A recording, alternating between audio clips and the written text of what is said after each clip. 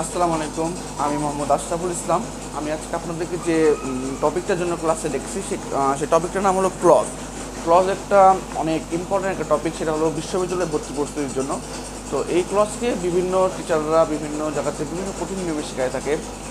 যেমন আমরা যদি কিছু কম্পিটিটিভ এক্সাম বইয়ের নাম বলি, সে বইগুলোর নাম যেমন মাস্টার, অ্যাপেক্স, কম্পিটিটিভ এক্সাম, প্রফেসরের কম্পিটিটিভ এক্সাম, দেন বলতে পারি কম্প্যাক্ট। এগুলো কিছু বই আছে যেগুলো বই অনেক কঠিন নিয়মে বলা থাকে, যেমন কি একটা সেন্টেন্সকে কী দ্বারা প্রশ্ন করতে হবে, কাকে দ্বারা প্রশ্ন করতে হবে, তারপরে আমরা একটা ওয়ার্ড পাই, তাদেরকে আমরা সেটা কী বলি, তখন আমরা নাউন ক্লজ বলি। আমরা এত কঠিন নিয়মে শিখবো না, আপনার এই সব কনসেপ্ট থেকে বেরিয়ে যান। আমি আমরা বলছি সব কনসেপ্ট থেকে বেরিয়ে যান, আমরা একটা শর্টকাট টেকনিকে শিখবো। সেই শর্টকাট টেকনিকটা দেখেন। আমরা তো আসলে ভার্ব চিনি, আমরা বুঝি ক্রস চেনার টেকনিক। আমরা আসলে সবাই ভার্বকে চিনি কি চিনি না? আমরা সবাই আসলে ভার্বকে চিনি চিনি কিনা?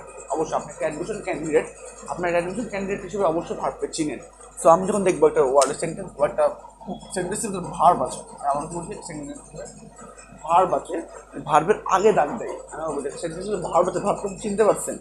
সেটা যে ভার্বই হোক, বি ভার্ব, মডাল ভার্ব, যে ভার্বই হোক, ট্রান্সলেটিভ ইনট্রান্সলেটিভ, যে ভার্বই হোক, ভার্ব দেখার পর আপনি চিনতে পারছেন ভার্ব আছে, ভার্বের আগে দাগ দিয়ে বলছে এটা কি ক্লজ, আইডেন্টিটি প্রসেস প্রসেসের কি ক্লজ। তাহলে আপনি চোখ বন্ধ করে যদি না থাকে আপনি এটাকে নাউন ক্লজ দাগায় দিবেন। মানে ভার্বের আগে দাগ থাকলে সেটা নাউন ক্লজ, ভার্বের পরে দাগ থাকলেও সেটা নাউন ক্লজ। আমি আবারও বলছি, ক্লিয়ার হচ্ছে কিনা?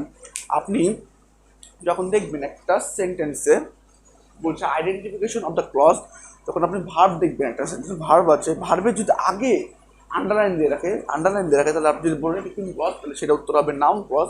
যদি ভার্বের পরে আন্ডারলাইন করে এমন যদি বলে সেটা কি ক্লজ, তাহলে সেটা হলো নাউন ক্লজ। আর আবার এভাবে করা যায়। আরেকটা আছে কি, যদি কোনো প্রিপোজিশন আপনি শিখেন, প্রিপোজিশন কি টু, বাই, ইন, সব প্রিপোজিশন আমরা ভালোভাবে জানি। এইসব প্রিপোজিশনের পরে যদি আন্ডারলাইন করে দেয় তাহলে সেটা কি ক্লজ, সেটা চোখ বন্ধ করে নাউন ক্লজ। আমি আবারও বলছি, তো সেটা কি নাউন ক্লজ। প্রিপোজিশনের পরে দাগ দিয়ে যদি বলে সেটা কি ক্লজ, তো সেটা নাউন ক্লজ।